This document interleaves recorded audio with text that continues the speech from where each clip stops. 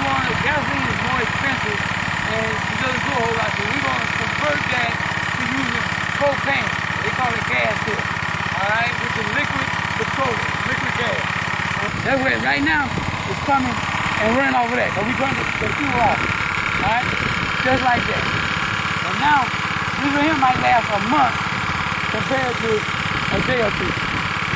Alright? So I had to get it, man. I need help. So now I need another machine to do the exact same thing. Then I can go this way at the same time and it'll be cost effective. I gotta get me a little platform and secure it so it won't go nowhere. But that's where we at.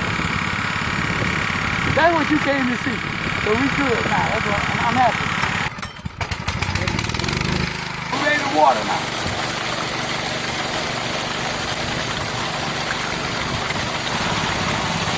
We're waiting on you. Collard, mustard, and kale. Yummy. Grown organic from our farm.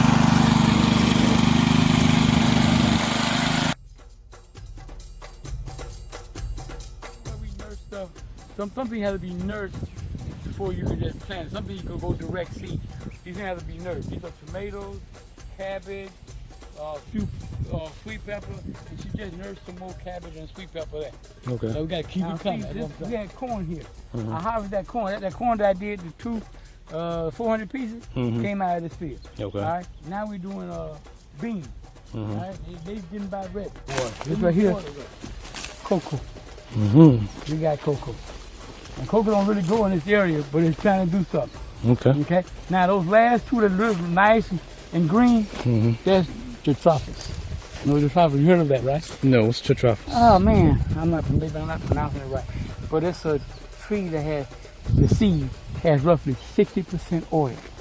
You have a hectare of this, it'll produce you 10,000 liters of oil.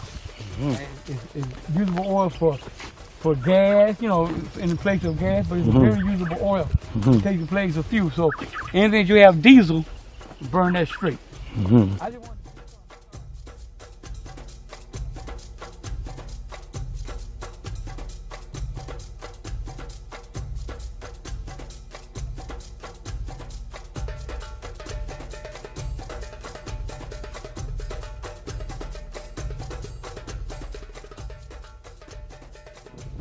And again, I'm doing the same thing in the same spot. So on the end over there, we just planted them last week.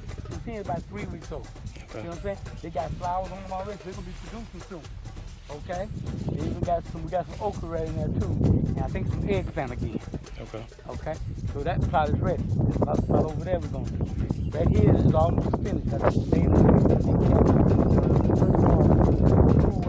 We almost finished with that. We ain't gonna be doing it.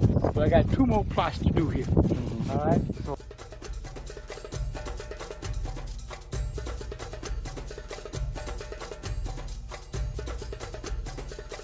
first off, what we're trying to do, the second part of it is that once we produce it, we want to first off make it self-sufficient. We want to get that to the point that, and then we want to get it like what they call turnkey, where you can come in and the system is in place, you can stop and do it. All right. Also, we want to show the indigenous people, it's something that they can do. It ain't too hard for them, or it ain't too far from what they're already doing. And it's very cost effective for them to do it this way. And now they become productive. Now they become sustainable instead of subsistence farming. And that's what we're trying to get everybody to do. Okay. My people, how's it? Hey, let them take my feet. These are my workers. They call this the 18th. They came in, these young guys. They're in high school. Well, and they came in like blockbusters, man. They're the ones who did that path. They knocked it on out, man. Okay, here's one of my brothers. He's from the U.S. He wanted to come and see what we're doing. And I told him the 18 is on top of it, taking care of the business. All right, there's one there, right? 2, 3. They just did this one. And now they on another. I got almost 5 plots I can prepare. Yeah. All right. Now I can't prepare because first of all they got to be. Oh, I'm sorry. This is ready. All you do now is plant. Got to get some water.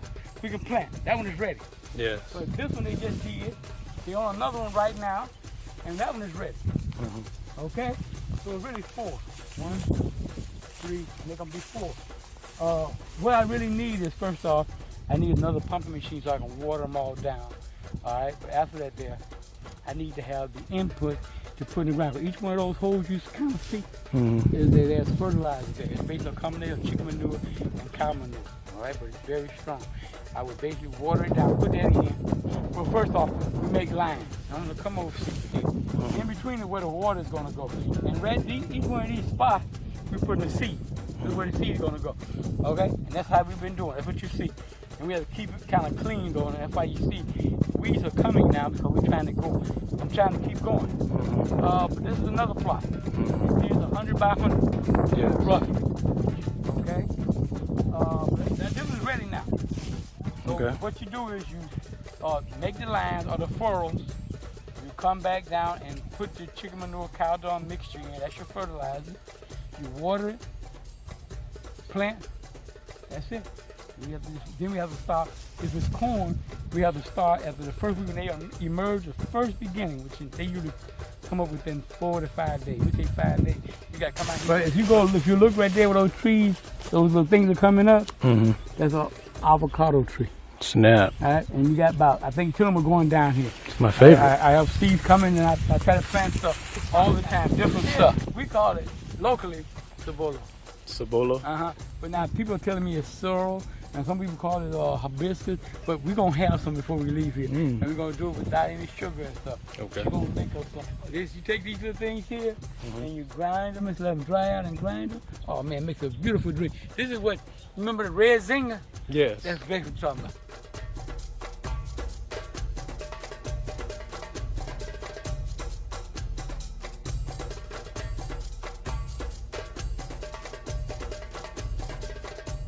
The plan was that I had brought for Netafine. Netafine, I was trying to get them to, because they have a thing that rolls out. They got a lot of holes in it. The thought was to put, dig a pipe and have it where it pivots up and down so it'll be out of the way.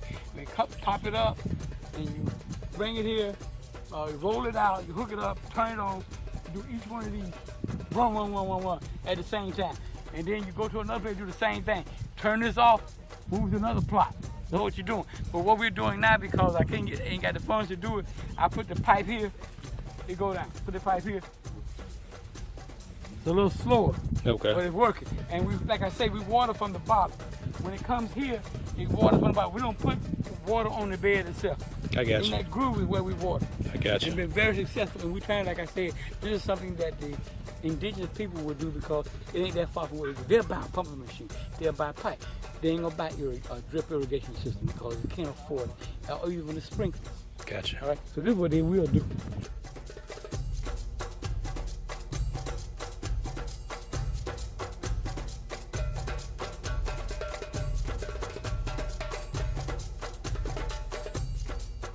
Hello, my people. My name is Yahneev, and I want to share with you about what I'm doing in Ghana, West Afrika. I have a fairly new NGO called Edenic Africa Restoration Society. And the goal and mission of it is to restore Africa back to its greatness using agriculture as a vehicle for change. They're like, what we're trying to do is get the indigenous, particularly the young people, into agriculture because the population is an old population of farmers, and now the youth don't really have nothing to do because unemployment is high.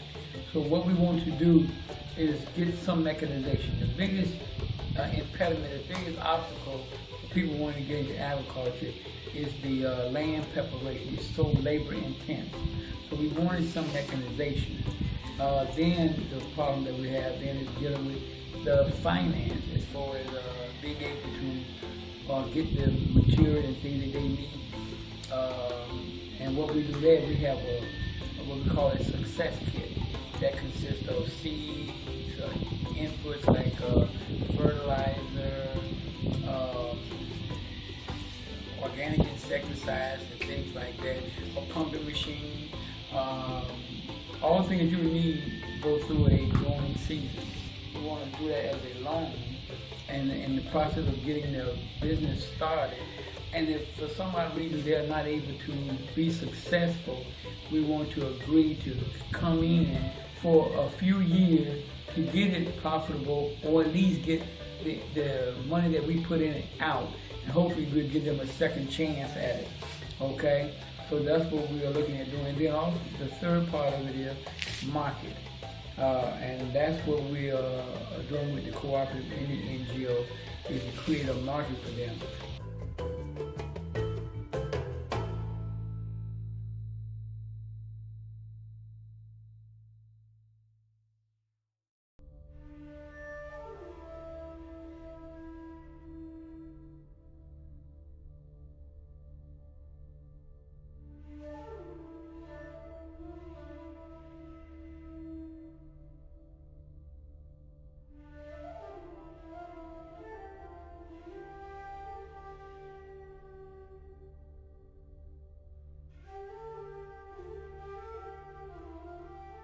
So basically, what we're doing is trying to get the youth back in it because unemployment is high. And what we're doing is that to address unemployment, we're going to use business, create a business. And the business is a small farming, small family farming. And what's good about this is that it applies to the indigenous people, the local people, but also say someone in the diaspora and they want to leave. A lot of people are coming to Ghana or Africa in general. They can come up and we can help them get a couple acres. Cause all you would need is a couple. You would do a maybe on a half of an acre, a house, and a garden. Everybody got to get your hand in dirt. You got to have a garden. And then with the other acre and a half or acre, however big the house you want, you would put you into a rotation where if I'm growing tomato, you're growing tomato, and we're growing it the same way, so there shouldn't be no difference in our tomatoes. And now we can sell it as a cooperative, and basically the whole idea is to create a brand, and that's what we're looking at doing, so that all the food from this general area, we want to be quality food. Also, agriculture, a lot of things come out of agriculture. We're looking at also getting into health, education, rural development. All those things can are basically subsidiary or different departments in the NGO. And that's what we are saying. If anyone is interested, come on down and help us restore Africa back to this great.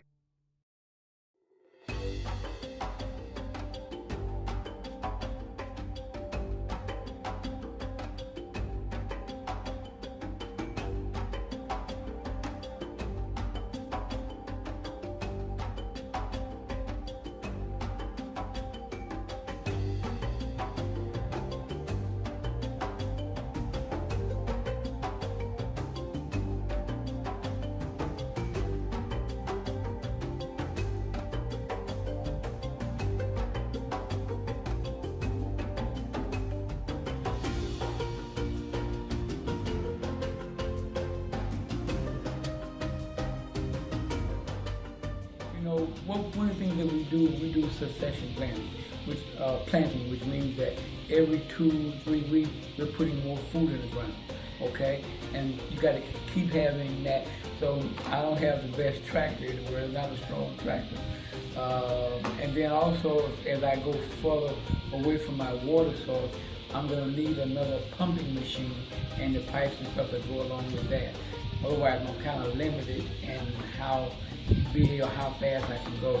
But as far as I can produce it, I got a market for it. I have certain limitations on me right now that are more of an obstacle than a real problem.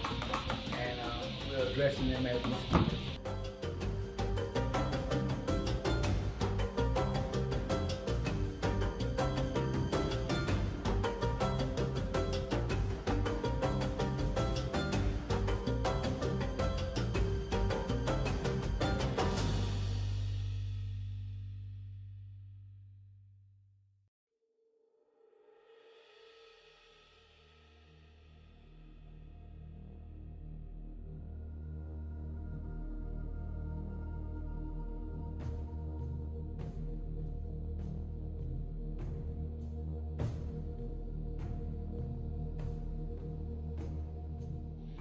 any questions or want more clarity on things, then my divine pleasure, if you can reach out for me at my email, that's yahneev@yahoo.com. Yahneev is spelled YAHNEEV as in Vicky, yahneev@yahoo.com. Okay, or you can call me at 404-855-6857, or internationally at +233-248-121471. So I'm all over the place. It'd be hard not to contact me. And I definitely appreciate it, and it'd be my divine pleasure to share any questions or comments that you have. Thank you.